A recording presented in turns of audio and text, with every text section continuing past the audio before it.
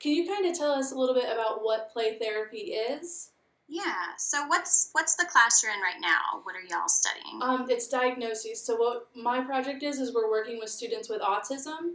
Okay. So kind of how it would incorporate play therapy with them and how it would benefit them Sure. socially and all ways around. Yeah, and one thing I wanted to mention to you and for you to share with your classmates, we just actually had a training. So the Oklahoma Association for Play Therapy brought in Dr. Robert Grant, Grant. He's somewhere in Missouri, somewhere mid Missouri. But that's what he specifically does is work with autistic children and do play therapy. Oh, wow. So he shared all kinds of wonderful resources. And I think he has a book out with some interventions at different levels. Oh, cool. So if anyone's interested, but sort of like a broad view of play therapy, essentially what those of us working with younger kids or nonverbal kids or, maybe an autistic child who's 18, but nonverbal is, a lot of what we teach is talk therapy. And that's great if you're able to talk, if you speak the same language, if you have a good vocabulary, depending on your developmental level. But with our kids especially, or anyone at a developmental level of a younger child, a lot of those things aren't there. But what's universal with kids is they know how to play. It's very intuitive. They can pick up toys. They can interact with you. So play therapy is really designed to be a way of doing therapy without having to talk. And really the toys themselves and the play itself is the language. So, for example, last night, my students were working with kids from 3 to 10, and the ones who were working with the 10-year-olds weren't worried because they were like, oh, they'll talk the whole time. And I had a 10-year-old who didn't talk the entire session, but she was communicating through what she was doing. And so you teach these sets of skills where the play therapist knows how to sort of reflect what the toys are doing and what might be going on, doing some interpretation. We also select toys real specifically. So there's toys that are meant for aggressive play. There's toys that are meant for pretend play. There's toys that are meant for real life play. And so really just, that's a whole thing I teach a 3-hour course on. So this is a very brief. But Terry Kottman, she's one of the Adlerian play therapists, and that's the book that I use. And I've seen her at conferences, and, she does a really great job. There's several great authors out there, but Gary Landreth is the other. He's the sort of founder of non-directive play therapy. So if people are interested, those are really the go-to people that I would say to look at some of their books and look at what they've done in terms of research as well, because they're our pioneers. Very cool. Field. Yeah. So let's see. When working with students with autism while using play therapy, are there any specific techniques that you found to be most effective with them? I know you say you kind of have different toys for different events. Is there a specific thing that works with students with autism? So I would say from my experience, back when we were in the DSM-4 and Asperger's and autism were separate, most of the kids I've worked with would be falling on that, what we now would call like a mild, the mild spectrum of autism, but Asperger's, before the DSM-5. And so a lot of those students were pretty verbal, but still we were looking at some maybe like anxiety or nervousness, working on some social skills, things of that nature. So what I would say, one of the things that I found when you're talking about and one of the things I love that Dr. Grant kept saying, he would say like your neurotypical kids, so your kid without autism, right, or your autistic kid. So like your neurotypical kids, they're going to come into a playroom and probably enjoy having an entire room full of toys. But for my autistic children, that can be really overwhelming. There's so many toys. There's so much to choose for. They're overstimulated, and that can actually increase anxiety versus decrease. So one of the considerations would be to look look at your space Mm-hmm. that you have for your, neurotypical kids, and then how do you want to sort of maybe limit the number of toys. So if I have, 30 aggressive toys and 30 real life toys, and, picking a few of those, or even having that child pick out what they want to play with, and then taking that to a different space, or having a space that's not so overwhelming. Hopefully in a play therapy room, you would have nice lighting and color and things that aren't overstimulating too. But if that's not the case, like sometimes we don't get to choose our space. So you want to think of all those considerations too. Sounds, in the room. Sometimes with our autistic kids, really loud sounds. And I limit my toys to, non-battery toys, but you can still make a lot of noise with a drum or, a kazoo, things of that nature. So just being, I think, aware of those things that might actually increase anxiety versus lower it. I think spatially, a lot of times playrooms are pretty small. And so for some of my autistic kids, touch, they're very sensitive. And so being too close to them or not having a space where I can really move away and give them that space, I think that's something to consider. Dr. Grant talked a lot about, a lot of our kids with autism like that tactile piece. So a lot of times you'll have a sand tray in the room or Play-Doh or other things of that nature. But if you have sort of a portable play therapy kit, making sure that you would have some of those things that might be good for that repetitive movement, or even just to ease some of the anxiety that they're feeling in the space. I had one other thought. Oh, I had one little girl, she was 6 and on the spectrum. And another thing, sort of in general with our autistic kids, is that recognition of feelings and understanding that on someone else. So she was one, she was very high functioning, but we had just that basic feelings chart that you would have in the room. And it was really geared more towards, I would say, like a 9 or 10-year-old. It had maybe 25 words. With a 6-year-old, I typically might have like 6, happy, sad, mad, sort of the big 6. But she was very fascinated with the feelings chart and wanted to, look at each one, and both of us mirror what that looked like and have a discussion about, what does frustrated mean? What are some other words for that? And so that really turned into a great learning tool for us, because we would mirror it to each other so she could recognize. And then once she knew the vocabulary of that, we could do some sort of guessing games, right? So I'm going to show you with my face how I'm feeling and have you. And so that really helped her, because she was having a really hard time in the classroom that year connecting with kids or reading nonverbal cues. And so then we moved on to like puppets, and the puppets kind of showing with their mouths if we could get them to manipulate. So those are just some things that I've seen that seem to work really well with our kids on the spectrum. That's great. I really like that example, because that's really helpful, because in the presentation, we're going to talk about like using a thermometer for students' feelings rather than scaling, just because that's really difficult for children with autism. Have you had any unexpected experiences while using play therapy? Just in general? Yeah. I think the thing that people always are surprised about, and even for myself, like you hear play therapy and you hear toys and you just automatically think like, that sounds so fun. We get to go in this room and play. And, I had enough experience working with kids going into this that I knew that wouldn't be the case. But I don't think I realized how quickly in the playroom it can go from lighthearted, playful into, and again, in South Carolina, I was working with low SES, African American, lots of adverse childhood experiences.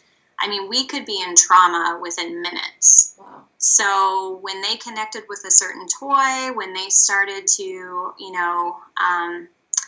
sort of play out some sort of trauma that had happened, but they didn't have the vocabulary to tell you, this is what I'm doing. And they don't even realize it at the time, but you have to really be mindful and watch for especially if you're working with trauma, and that's one of the main clientele for play therapy, when they're getting re-triggered, when they're essentially maybe starting to dissociate. And it's amazing how that can happen without any language even around it, right? So I think that was something that surprised me, is how quickly it could go from, we're sword fighting and this is fun and, you're trying to figure out what that's about, to all of a sudden, you're being killed or they're being killed, or, just some really heavy material. And so sort of knowing how to manage that, to work through that, and when to potentially pull them out of that if it's re-triggering or it's not a positive thing for them at the time. Yeah, wow, that's really helpful. Yeah. Let's see, are there any other theories or techniques that you use specifically with children who have autism that you found effective?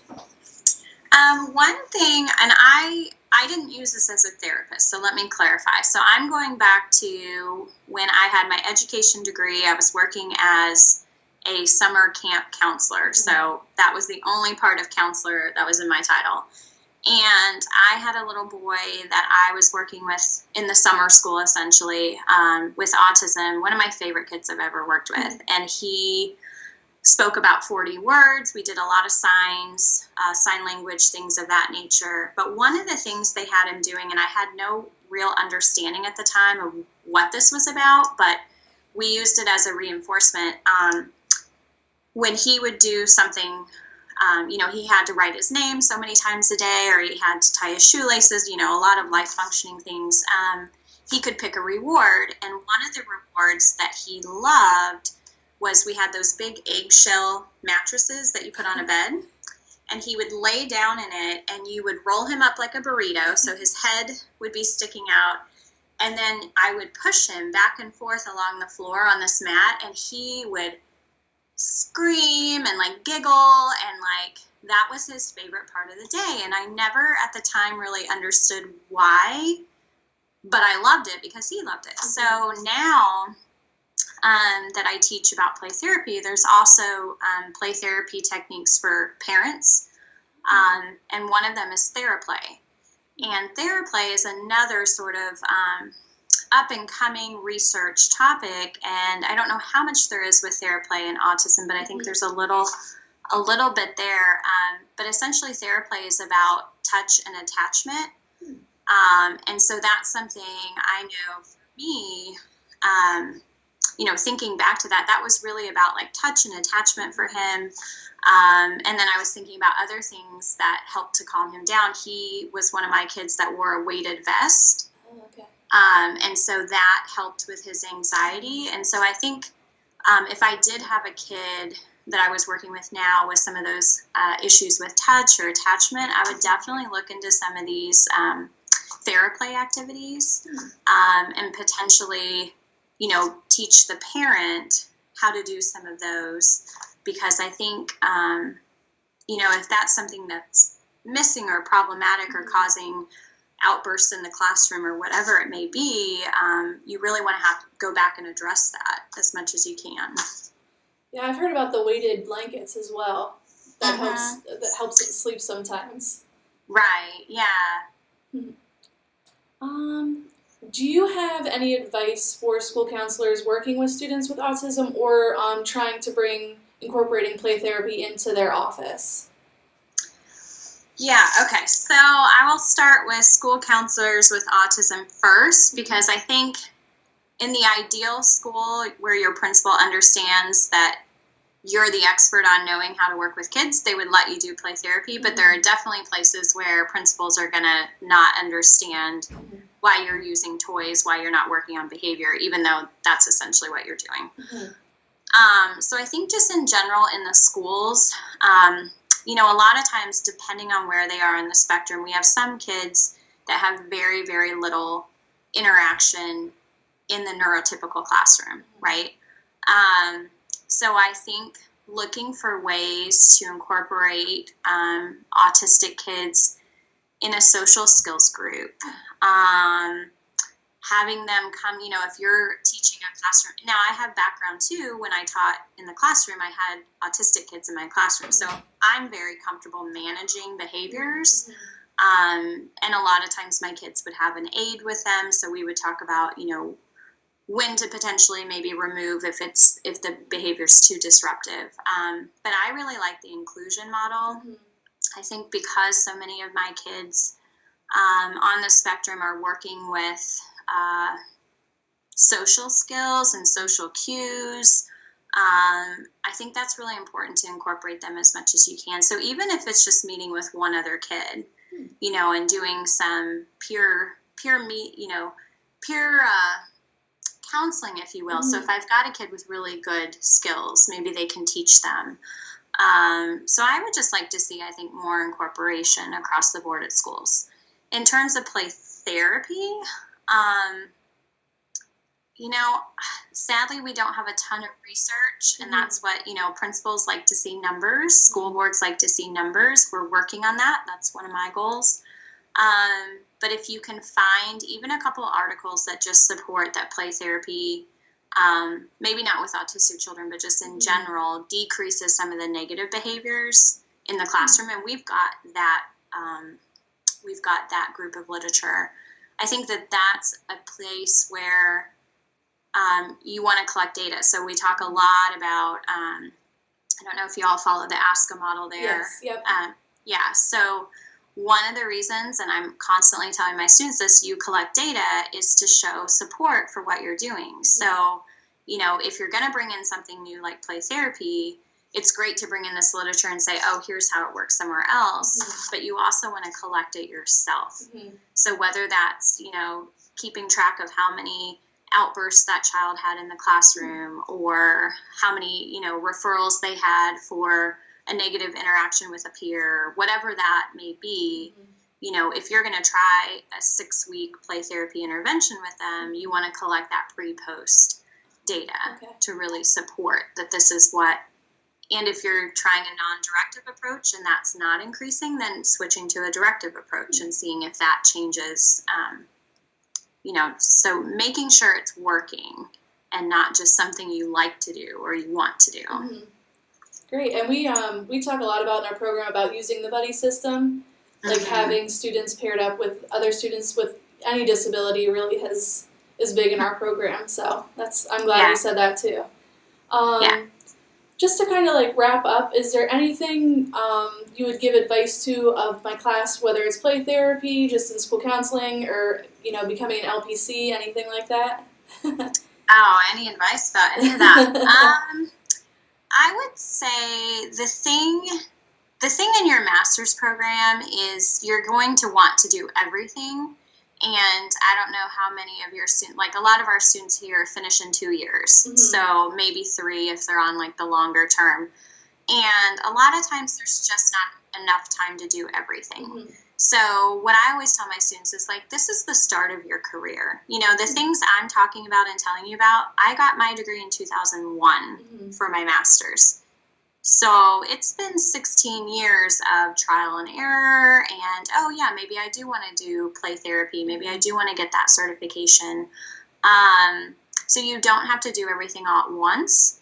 So my advice to my graduating school counselors is always, when you get into that new school in that first year, try to make that year about learning that school, learning that community, learning your kids, learning your teachers, because you're going to be really fired up with all these advocacy projects and how to make change in the ASCA model, and if it's not RAMP, how to make it RAMP, and those are great things, but those don't happen overnight. And if you don't have rapport with your school building and your community and your people, they're not going to be open to that change. So I think the first year is really about assessing what's working, what's not, what's my role, what's not my role, getting your administrator on board with the plans that you want to do. And then once you have that support, making a change one step at a time. If you are trying to work on your LPC at the same time, which is what I was doing, being really mindful, are there some maybe populations in my school that I don't feel as prepared. So for example, for me, we had a lot of kids who had lost parents or parents were in hospice. And I think we talked about that in a master's level class for like half an hour one time. So when I was doing my extra LPC hours in the summer, I went and ran groups for kids whose parents had either passed or they were in the hospice system, because I felt like not only is that going to make me a better counselor outside of the school, but that's going to directly impact my work in the school. So it's an ongoing, you're going to have all these like great bits of information, but how to apply them. And, you know, things came up that in my training, we just self-mutilation, I'm assuming was a problem back in the 1990s. But that wasn't something we really ever talked about. So I had to go and do continuing education to really understand how to work with my students that were having that happening. And new things come up. You know, the internet was not a big thing when I was counseling. So cyberbullying, all of these things. So you're going to know a lot about a lot of things, but you're not going to feel like an expert in many things until you really start to understand your population and what do you need more training on or supervision on. But yeah, not being afraid to ask for help, because you have this great master's degree and you know a lot, but you don't know everything. And I mean, I'm the same way. Like, yeah, I have another degree and I know a lot about these certain things, but I'm certainly not an expert across the board.